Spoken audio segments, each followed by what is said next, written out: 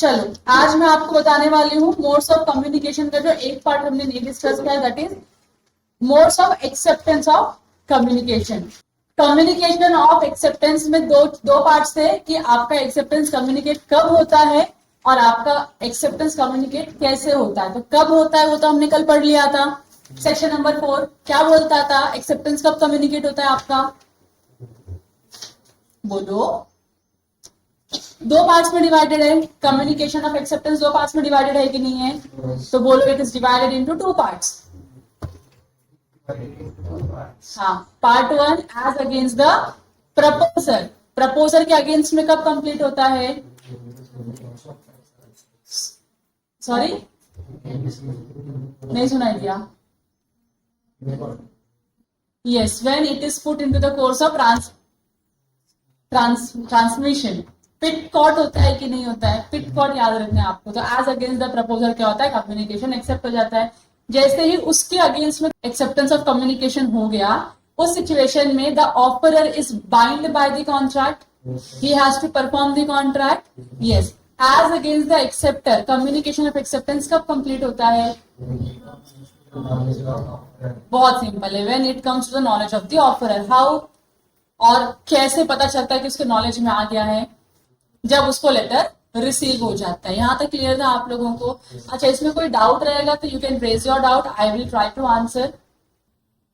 आप देखो, modes of acceptance में तीन मोड्स दिया generally, communication by act, communication of acceptance by omission to do something, omission to do something is also consideration.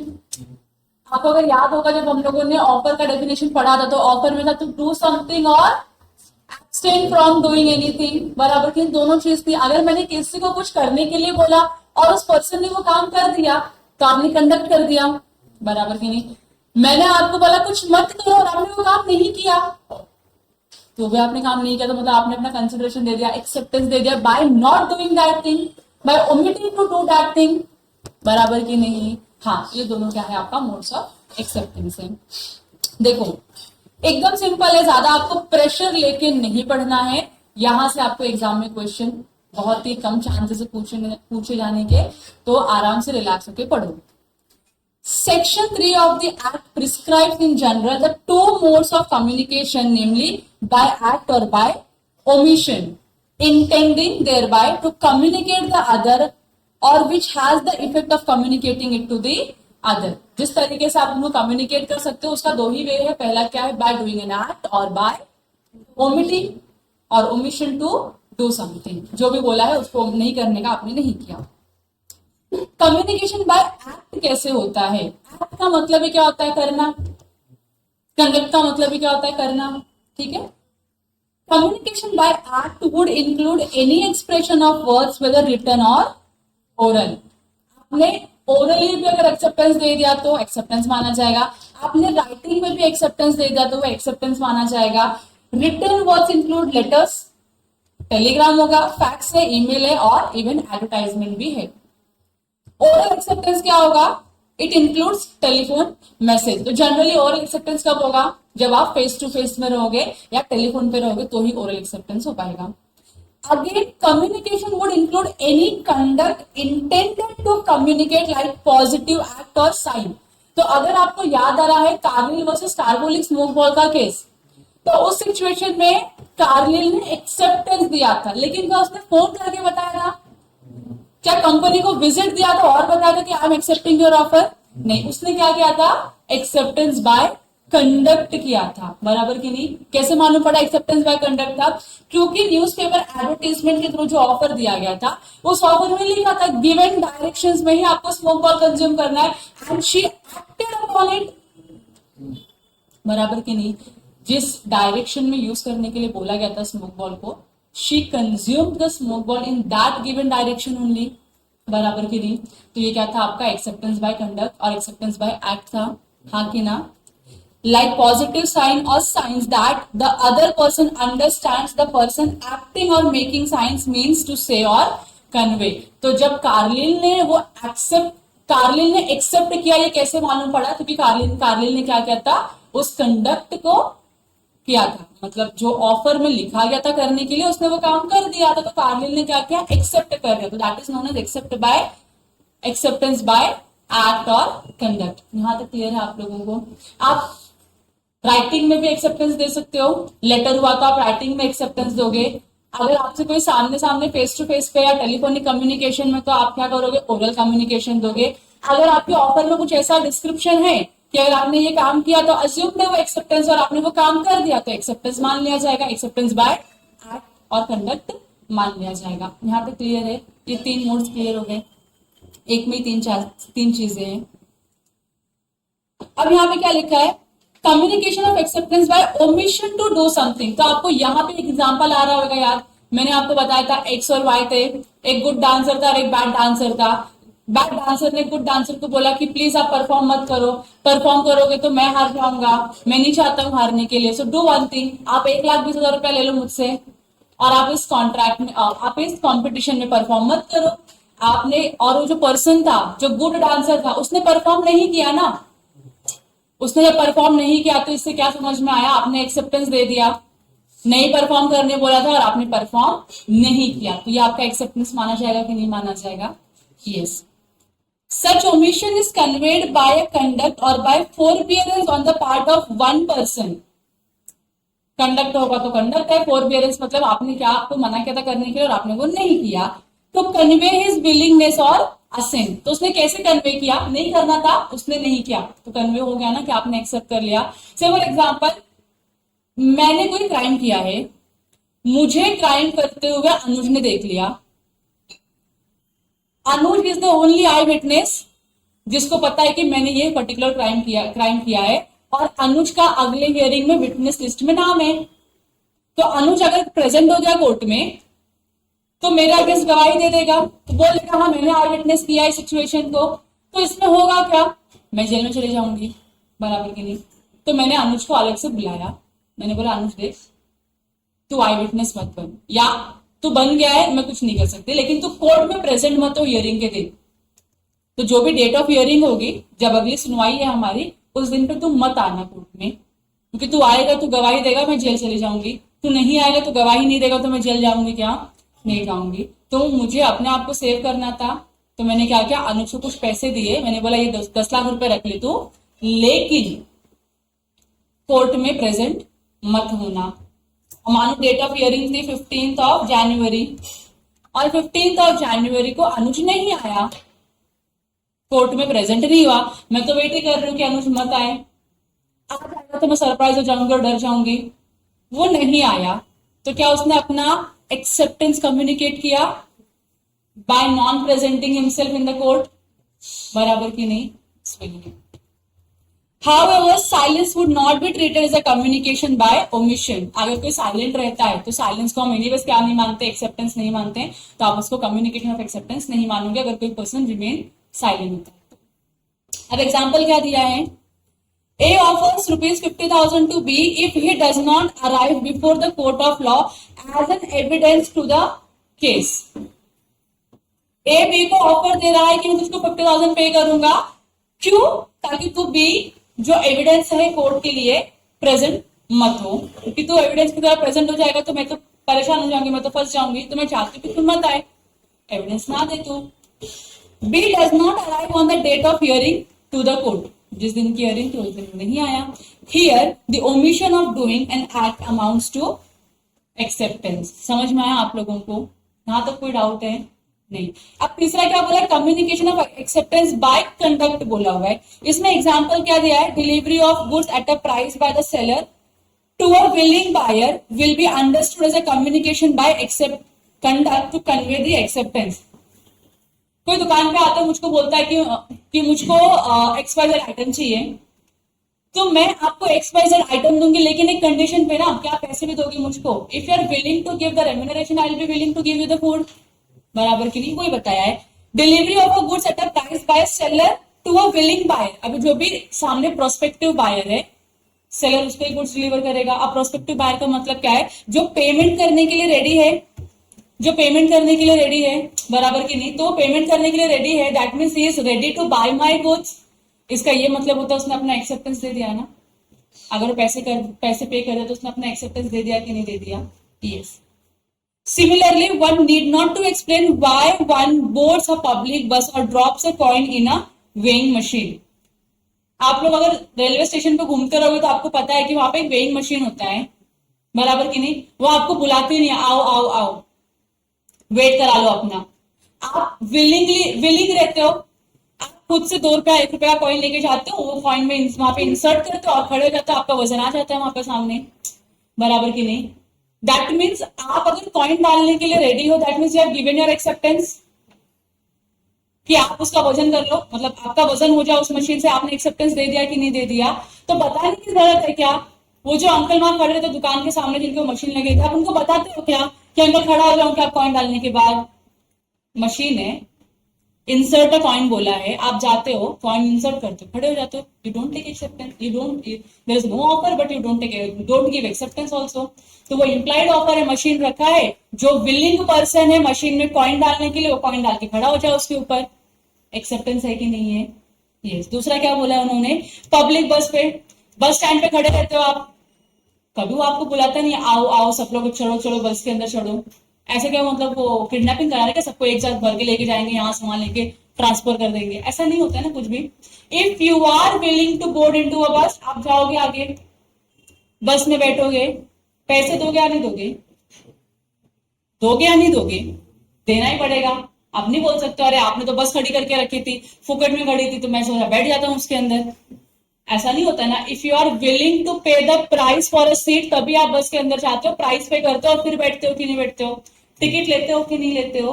That means you are giving your acceptance by paying the money, बराबर की नहीं? आपको अलग से बोलना नहीं था, अच्छा मैं एक्सेप्ट करता हूं कि मैं आपकी बस में बैठूंगा, ऐसा होता है क्या? नहीं, आप जाते हो, बस खड़ी रहती है, आप चढ़ जाते हो बस के अंदर, चढ़ने के बाद आप उसको पैसे देते हो, टिकट परचेज करते हो और जो भी आपका डेस्टिनेशन होता है वहां उतर जाते हो आप लोग, बराबर की नहीं? तो आप हाँ या ना बोल के एक्सेप्टेंस देते नहीं, आप कंडक्ट करते, कोई एक्शन करते हो, आपका एक्सेप्टेंस ट्रीट किया जाता है वो, बराबर की नहीं? Yes. The second act is again a conduct conveying acceptance to use the weighing machine kept by the vending company as an offer to render that service for a consideration. बराबर की नहीं? यहां तक क्लियर है आप लोगों को? Good. अब यहाँ पे कोई केस है सेंट्रल बैंक यटमल वर्सेस वेंकटेश का। अब यहाँ पे क्या बोला है? The other issue in communication of acceptance is about the effect of act और ओमिशन और कंडक्ट। इसका इफेक्ट क्या है? आपने अभी एक्सेप्टेंस के 3 टाइप देख लिए, एक्सेप्टेंस बाय एक्ट हो गया, ओमिशन हो गया और कंडक्ट हो गया। इन तीनों का इफेक्ट क्या है? वो एक इशू है, तो एक इशू किसी केस के थ्रू क्या किया गया है? रिजॉल्व किया गया है। These indirect efforts must result in effectively communicating in acceptance or non-acceptance. If it has no such effect, there is no communication regardless of which the acceptor thinks about the offer within himself. Thus, mere mental unilateral assent in one's own mind would not amount to a communication, and where a resolution passed by a bank to sell a land to A remained uncommunicated to A, it was held that there was no communication and hence no contract. ऊपर उन्होंने क्या बताया? अब मैं acceptance by conduct दे रही हूँ, acceptance by omission दे रही हूँ, एक्सेप्टेंस बाय एक्ट दे रही हूँ, बराबर की नहीं? इसका इफेक्ट क्या होगा? अब जो ऑफर है, how he will come to know कि आपने एक्सेप्टेंस दिया हुआ है बाय कंडक्ट, बाय ओमिशन और बाय एक्ट। तो ये एक इशू उनको लग रहा था, तो ये इशू एक केस के थ्रू रिजॉल्व हुआ है। एक केस में कंपनी है, एक्स कंपनी है, एक्स कंपनी ने क्या किया? कंपनी के बोर्ड मीटिंग में बोर्ड रेजोल्यूशन पास किया और बोला कि ठीक है, हम डिसाइड करते हैं, हम डिसाइड कर रहे हैं, हम डिसीजन ले रहे हैं कि we will sell this land to mister A. समझ में आ रहा है आप लोगों को? डेफिनेटली मिस्टर ए ने प्रपोजल दिया रहेगा पहले, मुझे ये एक्स लैंड परचेस करनी है आपकी। जब प्रपोजल आता है तो फिर क्या करती है कंपनी? बोर्ड मीटिंग कंडक्ट करती है, डिसाइड करती है। अगर मेजॉरिटी ऑफ द डायरेक्टर बोलते हैं हाँ हम बेचने के लिए तैयार है मिस्टर ए को, तो वो लोग क्या करेंगे? मिस्टर ए को एक्सेप्ट, मिस्टर ए का जो ऑफर है उसको एक्सेप्ट कर लेंगे। लेकिन हुआ क्या? अब कंपनी ने क्या किया? खुद में मीटिंग लिया, डिस्कस किया और बोल दिया कि हम क्या करेंगे? लैंड मिस्टर ए को बेच देंगे। अब ये इन्होंने क्या किया? एक्सेप्टेंस बाय कंडक्ट कर दिया, मीटिंग कर लिया कंडक्ट, और उन्होंने क्या किया? बोल दिया कि हम मिस्टर ए को लैंड बेचेंगे, लेकिन ये जो बेचेंगे लैंड मिस्टर ए को, ये मिस्टर ए को पहुंचा ही नहीं। आपने एक्सेप्टेंस दिया, आपका एक्सेप्टेंस कम्युनिकेट भी तो होना चाहिए ना ऑफरर को। ऑफरर को कम्युनिकेट हुआ क्या? नहीं हुआ। तो क्या वैलिड कॉन्ट्रैक्ट बनेगा क्या? नहीं बनेगा। तो यहाँ पे वही बोला है, where a resolution pass by a bank to sell land to A remained uncommunicated to A, it was held that there was no communication and hence no contract. ये ठीक है। तो आप जो भी एक्सेप्टेंस देते हो, in some manner it has to be communicated to the other party or the offeror. अगर सामने वाली पार्टी को कम्युनिकेट नहीं होगा, उसको पता ही नहीं चला कि आपने ऑफर एक्सेप्ट किया, तो कॉन्ट्रैक्ट कैसे क्रिएट होगा ना। यस, इसके लिए उन्होंने यहाँ पे एक सेंट्रल बैंक का एक केस दिया हुआ है, not so important case but still you can remember it. खाली आपको केस का समरी याद रखना है। बैंक है, बैंक को ऑफर आया था जमीन बेचने के लिए। मिस्टर ए ने ऑफर किया था कि मैं आप अपनी जमीन मुझको दे दो। बैंक ने मीटिंग किया, बैंक ने रेजोल्यूशन पास किया, बैंक ने बोला भी कि हम मिस्टर ए को जमीन बेचेंगे, लेकिन उन्होंने मिस्टर ए को नहीं बताया कि वो मिस्टर ए को जमीन बेचेंगे। It remain uncommunicated to mister A. अब मिस्टर ए को तो हमें में से नॉलेज नहीं होगा कि हाँ बैंक ने रेजोल्यूशन पास कर लिया, मुझको एक्सेप्टेंस दे दिया उन्होंने। ऐसा नहीं होता है ना। अनलेस बाय वर्ड और बाय रिटन में you communicate to mister A will not be able to understand कि आपने ऑफर को एक्सेप्ट किया या नहीं। मैटर बड़ा है कि नहीं लैंड परचेज करने का, कम्युनिकेट करने के लिए आपको फोन कर देना चाहिए था, रेजोल्यूशन की कॉपी भिजवा देते आप तो रिटर्न कम्युनिकेशन हो जाता। आपने कुछ किया ही नहीं, आपने कोई एक्शन लिया ही नहीं, तो how will mister A come to know कि आपने एक्सेप्टेंस दे दिया है? जब यहाँ पे मिस्टर ए को एक्सेप्टेंस कम्युनिकेट ही नहीं हुआ, तो इस सिनेरियो में क्या हो जाएगा? कॉन्ट्रैक्ट नहीं बनेगा। समझ में आया आप लोगों को? ठीक है। फिर ये वाला हमने ऑलरेडी कल पढ़ के रख लिया था, तो ये आपको पढ़ने की जरूरत नहीं है अभी। टेलीफोन वाला मैंने आपको घर से पढ़ के आने बोला था, पढ़ा आप लोगों ने? डाउट है? गुड। अब यहाँ पे नेक्स्ट जो टॉपिक है that is communication of special conditions. अगर ऑफरर कोई ऑफर देता है और उसमें नॉर्मल कंडीशंस प्रिंट है तो कोई दिक्कत ही नहीं है। जो जनरल कंडीशंस होते हैं, वो जो एक्सेप्टर होता है, मान लेते कि एक्सेप्टर ने उस कंडीशन को अप्रूव कर दिया है। से फॉर एग्जाम्पल, आप लोगों ने ट्रेन से ट्रैवल किया है? इंडियन रेलवे फ्लाइट से नहीं किया है? ठीक है, कभी करोगे तो ध्यान रखना एक चीज का, जब आप इंडियन रेलवे से ट्रैवल करो या आप फ्लाइट से ट्रैवल करोगे तो टिकट परचेज करनी पड़ती है, पता है आप लोगों को? थैंक्स। टिकट एक पेज का, आधे पेज का नहीं होता है, 3-4 पेज का उनको टिकट होता है। मतलब एक पेज में तो लिखा रहेगा डिटेल्स ऑफ द पैसेंजर, कौन आ रहा है, कौन जा रहा है, कब आ रहा है, कब जा रहा है, कौन से फ्लाइट में बैठ रहा है, कौन से ट्रेन में बैठ रहा है, वो सारी इन्फॉर्मेशन होती है।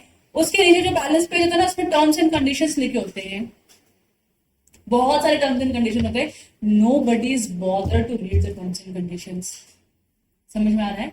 लेकिन तुम सोचो ना, अभी तुमको मैं मेरा एग्जांपल देती हूँ। अभी सर और मैं, हम लोग दुबई गए थे कि नहीं? हम लोग दुबई गए थे, हम लोगों ने फ्लाइट बुक किया था। फ्लाइट में हमारा टिकट, तो एक पेज पे तो पैसेंजर की डिटेल्स आ गए, सेकंड पेज पे ना बहुत सारे टर्म्स एंड कंडीशंस लिखे हुए थे। और one of the terms and condition is that कि एक पैसेंजर को मैक्सिमम 30 kgs का लगेज अलाउड है। We were not bothered to study the terms and condition. Generally जो सारे पैसेंजर्स का एटीट्यूड होता है, उनको खाली टिकट में उनका नाम दिखना चाहिए, एड्रेस दिखना, एज दिखना चाहिए, डेट ऑफ जर्नी दिखनी चाहिए, डेस्टिनेशन दिखना चाहिए, समझ जाता है कि हाँ बस हो गया। टर्म्स एंड कंडीशंस में क्या लिखा है उनको मैटर नहीं करता। तो nobody bothers to read the terms and conditions, तो हमने भी टर्म्स एंड कंडीशंस रीड नहीं किया। तो मानो अभी यहाँ पे टर्म्स एंड कंडीशंस में लिखा है 1 पैसेंजर कैन कैरी 30 kgs का लगेज। इसका ये मतलब है, मैंने तो ये पढ़ा नहीं है और मैं 40 किलो का बैग लेके जा रही हूँ। अब जब मैं 40 किलो का बैग उनको वेइंग के लिए देती हूँ कि आप चेक कर लो इसका वजन कितना है ताकि आप उसको लगेज में डाल सको, तो वो बोलते हैं मैडम ये 40 किलो का बैग है, you can not take more than 30 kgs का लगेज। मैं बोलती हूँ ऐसे कैसे अलाउ नहीं करोगे, मैं तो 40 किलो का बैग लेकर आपने तो मुझको बताया नहीं। बोलेंगे मैडम लिसन, टिकट है आपके पास, ये देखो नीचे टर्म्स एंड कंडीशंस में लिखा हुआ है, एक पॉइंट में मैक्सिमम 30 kgs का लिखता अलाउड है। मैंने बोला मैंने तो पढ़ा ही नहीं, तुमने तो फोन करके बोलना चाहिए था मुझको, मैं तो न्यू ट्रैवलर हूँ, मुझको नहीं पता कि ऐसे कैसे, मतलब 30 किलो का। हमारे ट्रेन में तो ऐसा नहीं होता है, हमारे ट्रेन में आप कितना भी लेके जाओ लगेज, एक इंसान 10 लगेज लेके जाता है, 10 बैग्स होते हैं उनके, कोई रुकने वाला कोई पूछने वाला नहीं होता है। आप ऐसे कैसे बोल रहे हो? अब ट्रेन जैसा रोड पे चलता, ट्रेन आपका इस पे चलता है ना, अर्थ पे रहता है, हमारा प्लेन हवा में उड़ता है, तो एक लिमिट होता है, तो लिमिट से ज्यादा आप लेके जा नहीं सकते हो। मैंने बोला लेकिन मैं लेके मैं सामान रिटर्न कैसे लेके जाऊं? नहीं, अगर आप करोगे तो आप तो सारा सामान उसमें डस्टबिन में डाल दोगे फटाक से। उनका बहुत सिंपल पॉलिसी है, जो अलाउड नहीं होता आप कैरी करते हो, निकालते डस्टबिन में फेंक देते हैं। कितना भी महंगा हो उनको फर्क नहीं पड़ता है, गया डस्टबिन में वो। तो अब इसमें से मैंने बोला ठीक है बताओ फिर क्या करने का, तो बोलते हैं आपने एक्स्ट्रा 10 kgs दिया ना, now you have to pay the charges of ₹5,000 for 10 kg। क्या मैं मना कर सकती हूँ? मुझको पे करना ही पड़ेगा। नॉर्मल कंडीशन है, मुझे इसका नॉलेज होना चाहिए था, मुझे पढ़ लेना चाहिए था।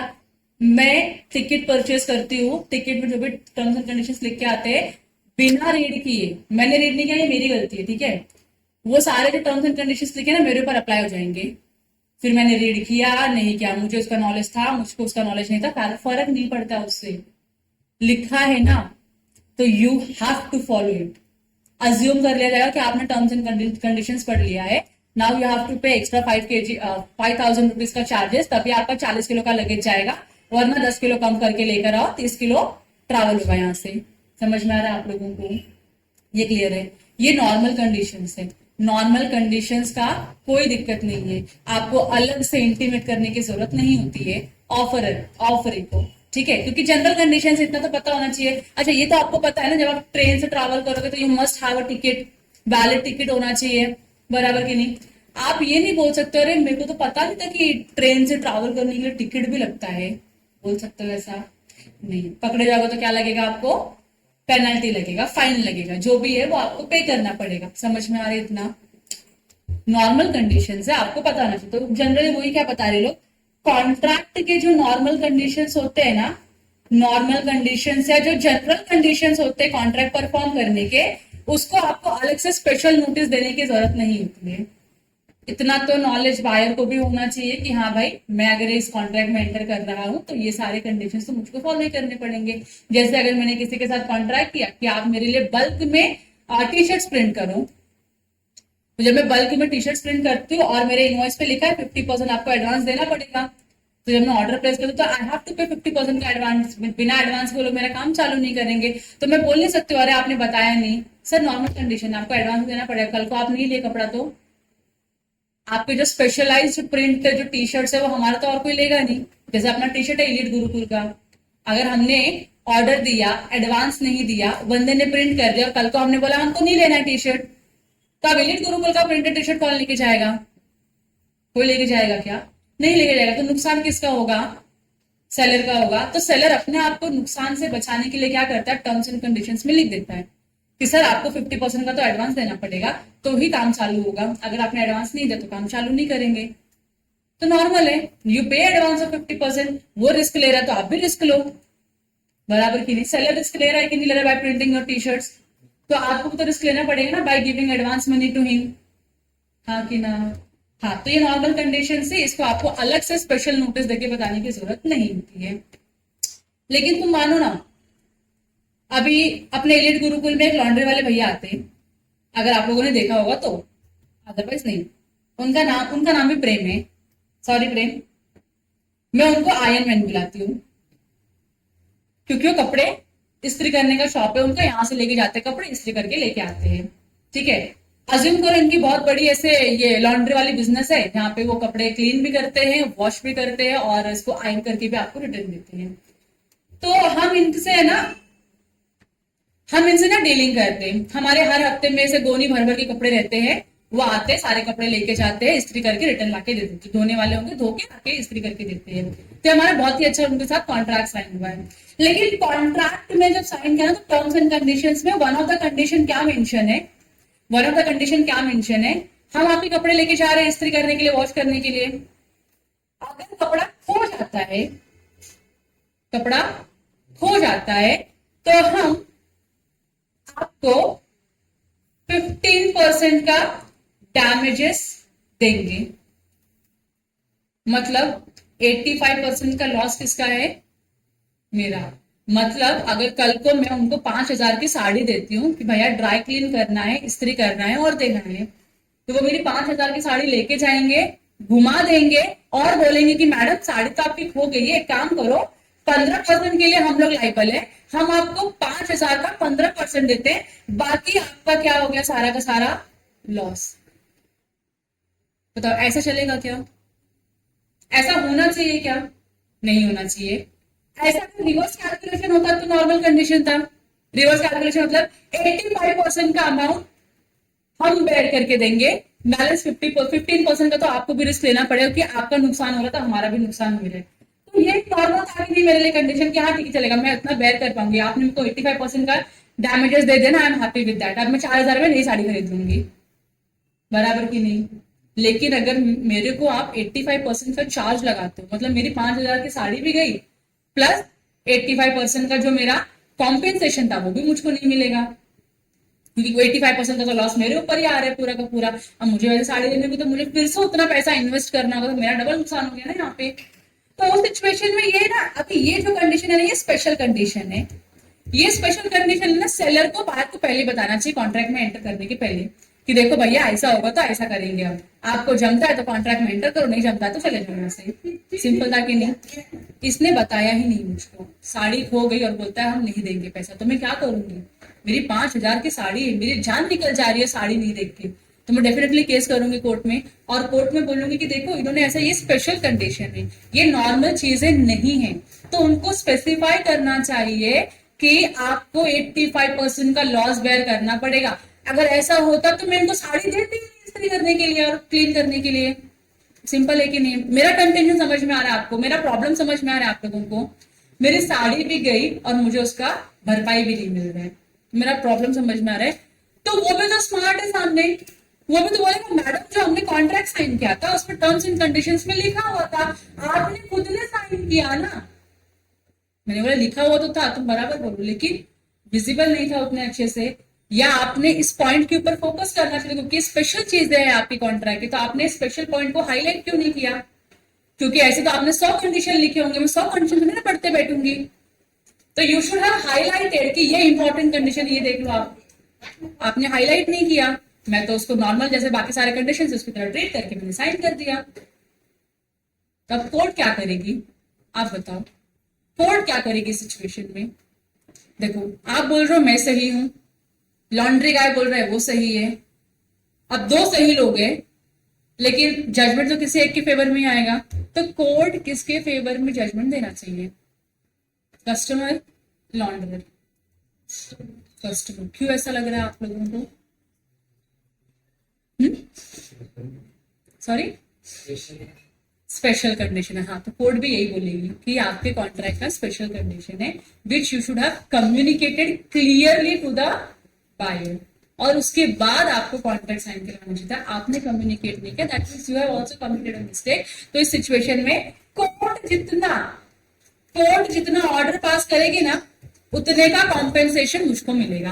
कोर्ट बोलेगी 50% का कॉम्पेंसेशन तो 50%, कोर्ट बोलेगी 80% तो 80%, आई विल बी हैप्पी विद। ये समझ में आ रहा है आप लोगों को? एक और एग्जांपल देती हूँ, तीसरा एग्जांपल आपको दे रही हूँ। पहला एग्जांपल मैंने आपको क्या दिया? एयरक्राफ्ट का दिया, याद कर पाओगे एयरक्राफ्ट का एग्जांपल?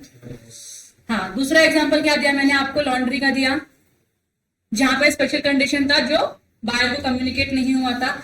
अब मैं आपको तीसरा एग्जांपल दे रही हूँ, और तीसरा एग्जांपल है ट्रांसपोर्ट व्हीकल का। ठीक है, मानो आप एक डीलर हो, आप अमेज़न हो, मानो आप कौन हो? अमेज़न हो, क्लियर है? तो लोग आपके पास क्या करेंगे? ऑर्डर प्लेस करेंगे, बहुत सारा ऑर्डर प्लेस करेंगे, अलग अलग प्लेसेस से ऑर्डर प्लेस होगा, और अलग अलग जगहों पे डिलीवरी होगी कि नहीं होगी? तो you need to have a transporter की नहीं है? तो मानो आपने एक्स ट्रांसपोर्ट कंपनी के साथ क्या किया है? एक कॉन्ट्रैक्ट एंटर किया है। अब मुझको बताओ, ये एक्स ट्रांसपोर्ट कंपनी आपके लिए क्या करेगी? आप जो भी गुड्स दोगे, पार्सल दोगे, जिस डेस्टिनेशन पे पहुंचाना है वहां पहुंचा देगी, बराबर की नहीं? यही करेगी क्या और भी कुछ करेगी? यही करेगी ना, इसका काम ही यही करने का।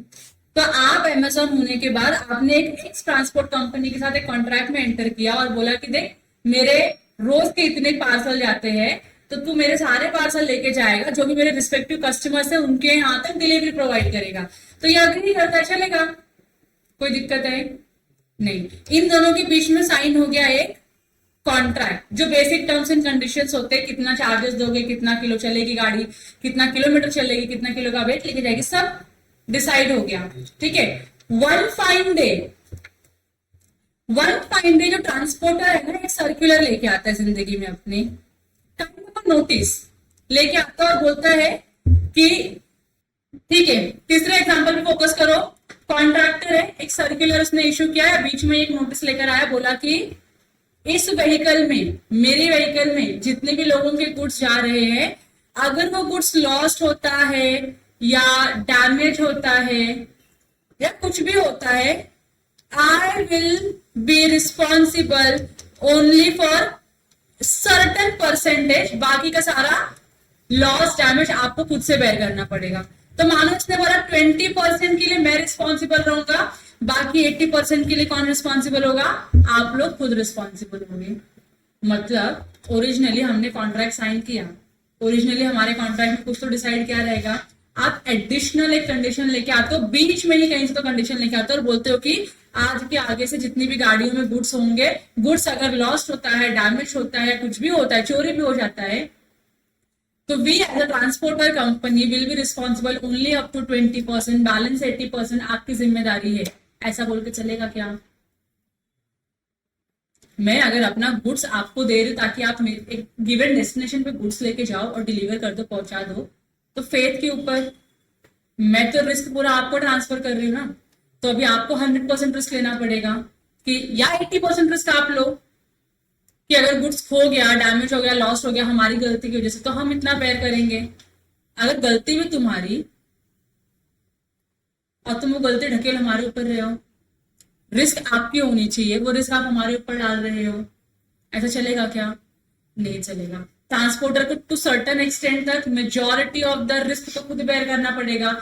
तुम्हारा ट्रक ड्राइवर चोर था, उसने गुड्स कहीं और डिलीवर करना चाहिए था, किसी और को दे दिया, या रास्ते में कहीं बेच दिया, या जानबूझ के तोड़ दिया, या दारू पी के गाड़ी चला तो एक्सीडेंट हो गया, तो किसी भी रीजन से तुम्हारे साइड से गलती होती है, मेरा गुड्स नुकसान होता है, तो कौन बेयर करना चाहिए इस लॉस को? ट्रांसपोर्टर बेयर करना चाहिए, बराबर की नहीं? तो इस सिचुएशन में भी ये जब एडिशनल कंडीशन डाला which was a special condition, तो कोर्ट बोलेगी ये कंडीशन इन्फोर्सेबल नहीं होगा इस कॉन्ट्रैक्ट में। क्यों? आपका ओरिजिनल कॉन्ट्रैक्ट साइन हुआ था कुछ अलग टर्म्स एंड कंडीशंस पे, आप ऐसा कोई भी बीच में उठ के अनरीजनेबल कंडीशंस इंपोज नहीं कर सकते हो, और अगर आपने कर दिया तो ये कंडीशन की कोई वैलिडिटी नहीं होगी। This conditions will be treated as null and void, having no effect on the contract. ये समझ में आ रहा है आप लोगों को? 3 सिनेरियो मैंने आपको बताया, तीनों सिनेरियो का एग्जांपल आई थिंक लिखा हुआ है, we will read it out. ठीक है, देखो कम्युनिकेशन ऑफ स्पेशल कंडीशंस में क्या बोला है? Sometimes there are situations where there are contracts with the special conditions. These special conditions are conveyed tacitly, and acceptance of these conditions are also conveyed by the offeree again tacitly or without him even realizing it. तो जब आप tickets purchase करते हो, even movie theatre के आप ticket purchase करते हो, तो कुछ ना कुछ कंडीशंस लिखे होते हैं, आप उस कंडीशंस को रीड नहीं करते, बट यू एक्सेप्ट इट ना, by buying the ticket you are accepting the conditions के नहीं, तो आपने टैसिटली एक्सेप्टेंस दे दिया जो कंडीशंस लिखे हुए थे उसके ऊपर। ऑफरर ने भी, जो मूवी थिएटर के जो ओनर है, पीवीआर एंड ऑल, वो लोगों ने भी क्या किया, बिना आपको बताए टैसिटली आपका अप्रूवल ले लिया उस कंडीशंस के लिए। उन्होंने ऑफर में टैसिटली कंडीशन डाला था, साइलेंटली डाला था, आपने एक्सेप्टेंस में क्या किया, साइलेंटली उस कंडीशन को क्या कर लिए, एक्सेप्ट कर लिए। अगर ये कंडीशन जो आपने एक्सेप्ट किए हैं, अगर ये रीजनेबल है, क्या है ये, अगर रीजनेबल है तो क्या ये वैलिड होंगे? क्या ये कंडीशंस रीजनेबल है? यस। अगर कंडीशन रीजनेबल है तो क्या ये वैलिड कंडीशंस होंगे? क्या पार्टीज को ये कंडीशंस फॉलो करना पड़ेगा? यस। अगर यही कंडीशन क्या है, अनरीजनेबल, अगर यही कंडीशन क्या है, अनरीजनेबल है, तो क्या ये आपके ऊपर एप्लीकेबल हो जाएगा? क्या ये आपके ऊपर एप्लीकेबल हो जाएगा? नहीं। वैलिड रहेगा क्या ये? नहीं। जो कंडीशन वैलिड नहीं, वो आपके ऊपर एप्लीकेबल क्यों होगी? तो whatever condition you are accepting और whatever condition the offeror is putting has to be reasonable. अगर वो रीजनेबल नहीं होता है तो जो अदर पार्टी है उस कंडीशंस के लिए बाउंड नहीं होती है. यहां तक क्लियर हो गया. भले ही आपने एक्सेप्टेंस दे दिया है tacitly without knowing it, without having knowledge of it, still those conditions which are special in nature will not be enforceable. समझ में नहीं आता. स्पेशल कंडीशन है, रीजनेबल है, एप्लीकेबल है, वैलिड है. अनरीजनेबल है, एप्लीकेबल नहीं होगा, वैलिड नहीं होगा. ठीक है, यहां तक क्लियर है. आगे एग्जाम्पल दिया है, ध्यान देना. Where a passenger undertakes a travel, the condition of a travels are printed at the back of the tickets. बराबर की नहीं, पीछे टिकट्स पे कंडीशंस प्रिंट होते हैं. Sometimes these special conditions are brought to the notice of the passenger or sometimes not. कुछ special conditions होते हैं जो कभी पता, मतलब कंज्यूमर को या फिर जो सामने ट्रैवलर है उसको पता चल जाता है, कभी कभी नहीं पता चलता है.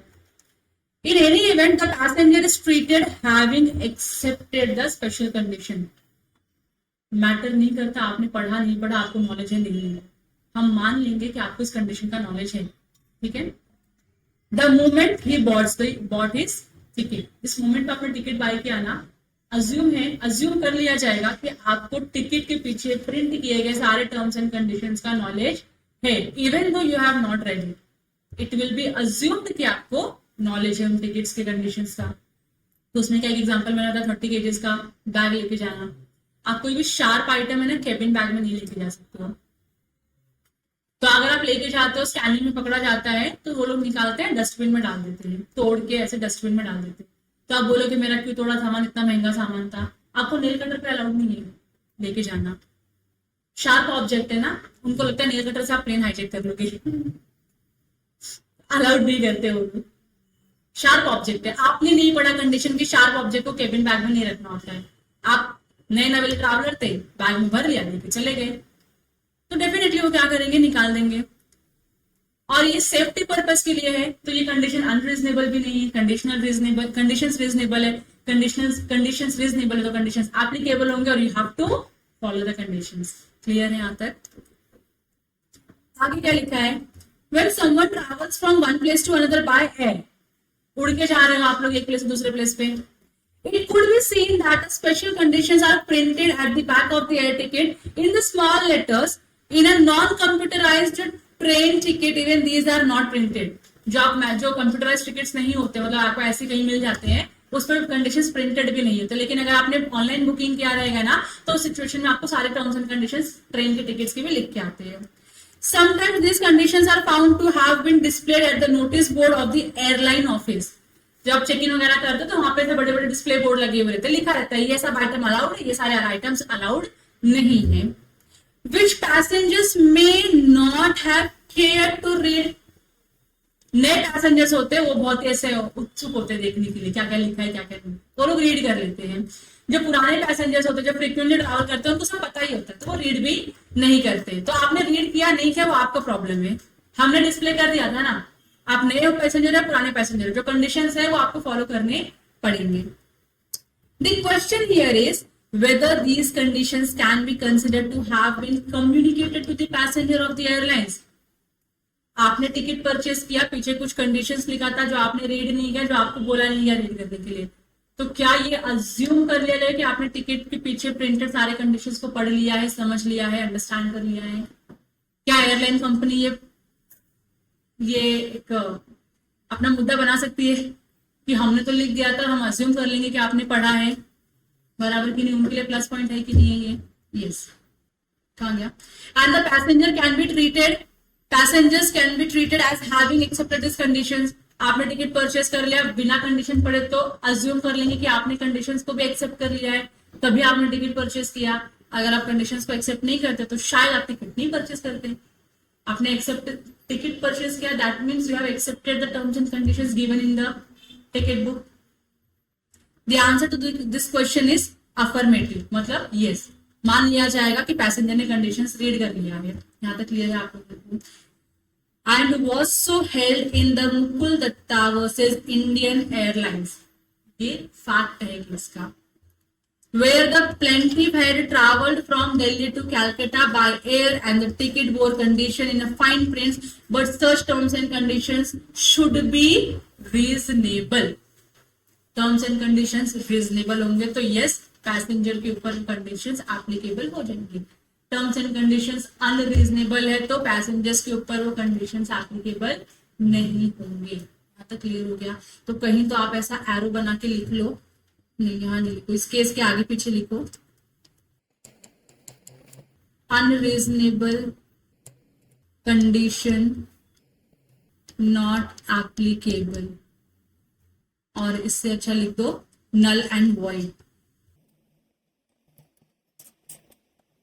Reasonable condition will be valid.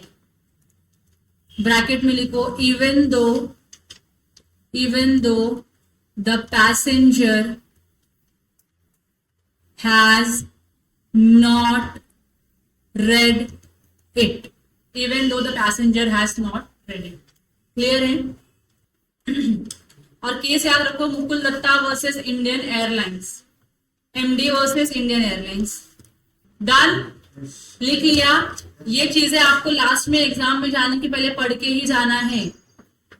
चलो आगे बढ़ू मैं जिंदगी में. हाँ, अगला जो केस है, अगला केस है लिली वाइट वर्सेस मनुस्वामी का. उसका एग्जाम्पल 61 में जजमेंट बता दिया है. केस का फैक्ट क्या है वो आपको यहाँ पे अलग से लिखा हुआ है. तो जो मैंने आपको लॉन्ड्री वाला एग्जाम्पल दिया था, दिस इज दैट एग्जाम्पल. ठीक है, देखो. Where a launder gives his customer a receipt for clothes received for washing. मतलब आपने कोई रिसीट दिया है कि आपके इतने कपड़े आ गए हैं वॉशिंग के लिए. The receipt carries a special condition and are to be treated as having been duly communicated to the customer. Receipts में जो भी स्पेशल कंडीशंस लिखे हैं वो क्या माने जाएंगे कि आपने क्या किए हैं, कम्युनिकेट कर दिए हैं कस्टमर को. And therein a tacit acceptance of this condition is implied by the customer's acceptance of the receipts. समझ आ रहा है आपको. टैसिटली मतलब साइलेंटली आपने एक्सेप्टेंस दे दिया, आपने रीड नहीं किया, आपने पढ़ा नहीं, बिना पढ़े बिना रीड किया आपने क्या किया, एक्सेप्टेंस दे दिया उस कंडीशन को. तो एक्सेप्टेंस तो आपका वैलिड माना ही जाएगा, कोई दिक्कत है उसमें नहीं. अब आगे देखो केस क्या हुआ था. He delivered some clothes to dry cleaner for which she received a laundry receipt containing a condition that in case of loss, customer would be entitled to claim 15% of the market price of the value of the article.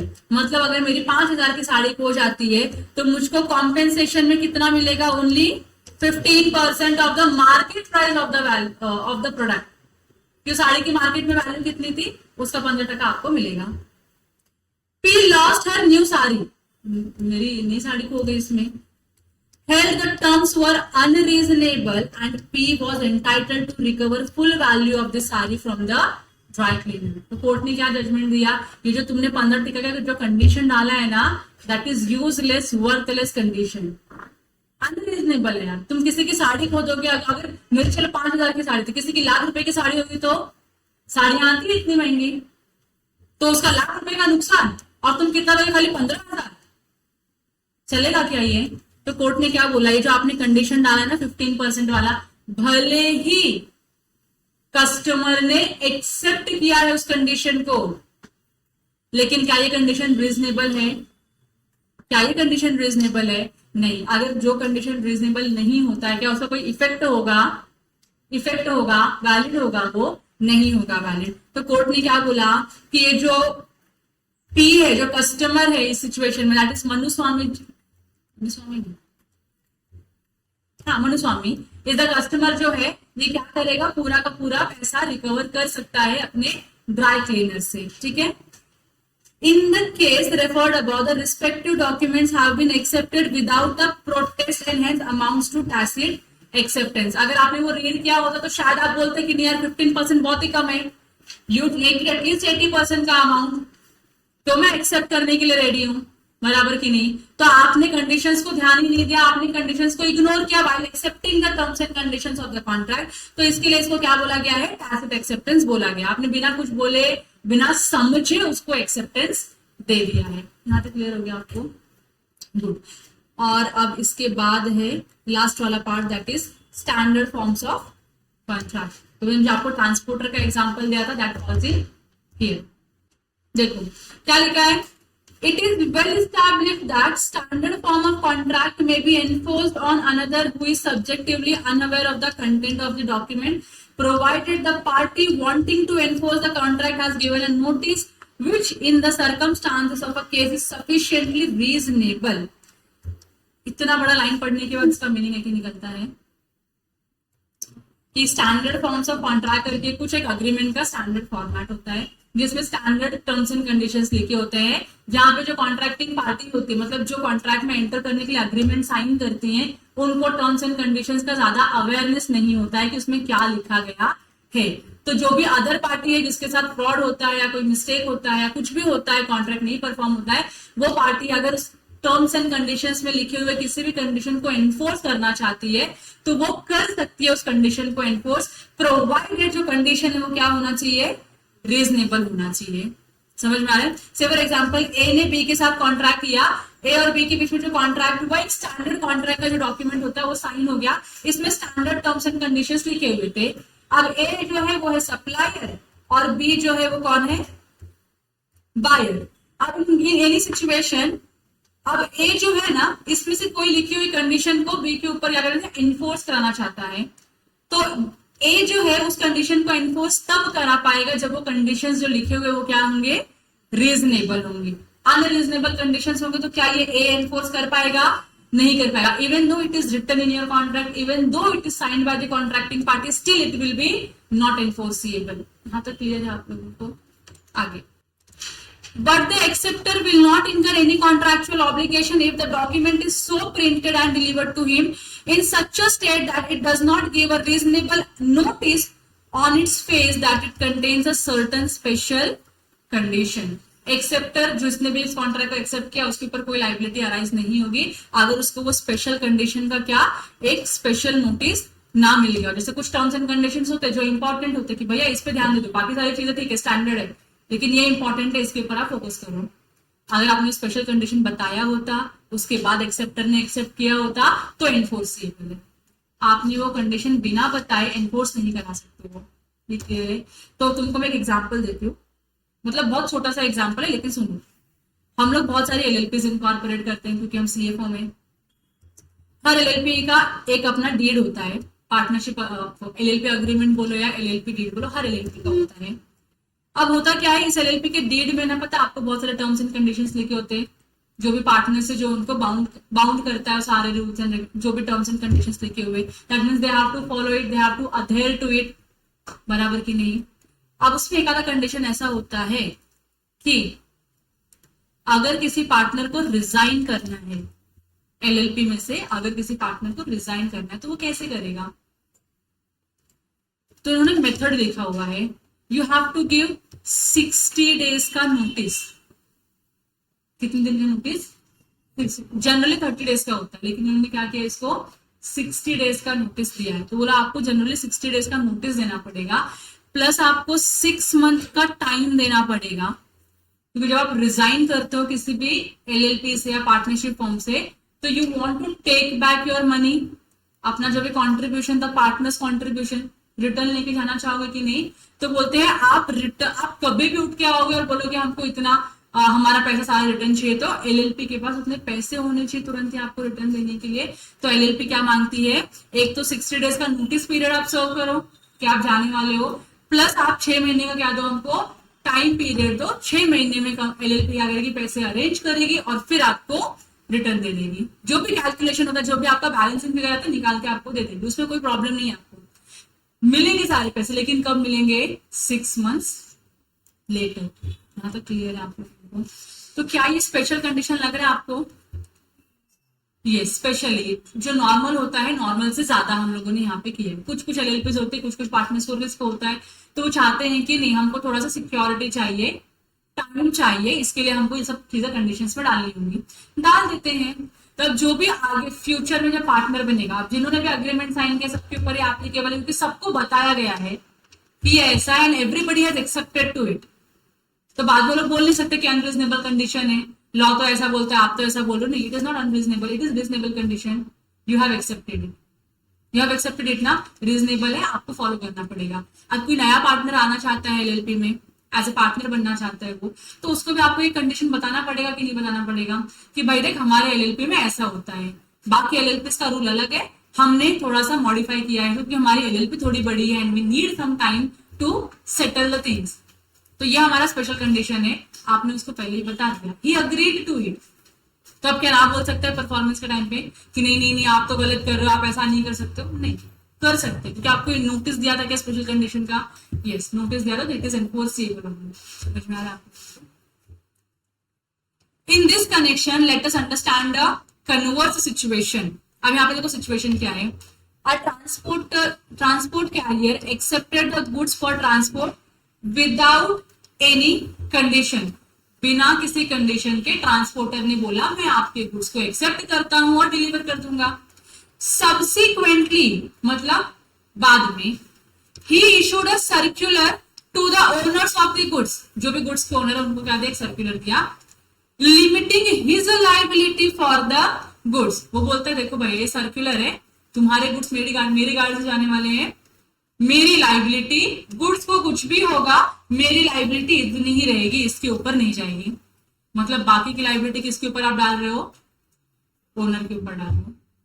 In such a case since the special conditions were not communicated prior to the date of contract और transport, contract करने के पहले आपने communicate किया था ये condition, contract करते वक्त आपने ये कंडीशन कम्युनिकेट किया था, कॉन्ट्रैक्ट करने के बाद आप कंडीशन कम्युनिकेट कर रहे हो, एप्लीकेबल होगा क्या, एनफोर्सेबल होगा क्या, वैलिडिटी होगी क्या, इसको नहीं होगी।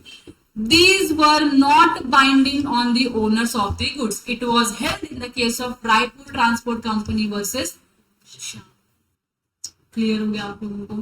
3 एग्जाम्पल दिए, तीनों केस से कनेक्ट कर दिया, कोई डाउट है आपको? पक्का? ग्रेट।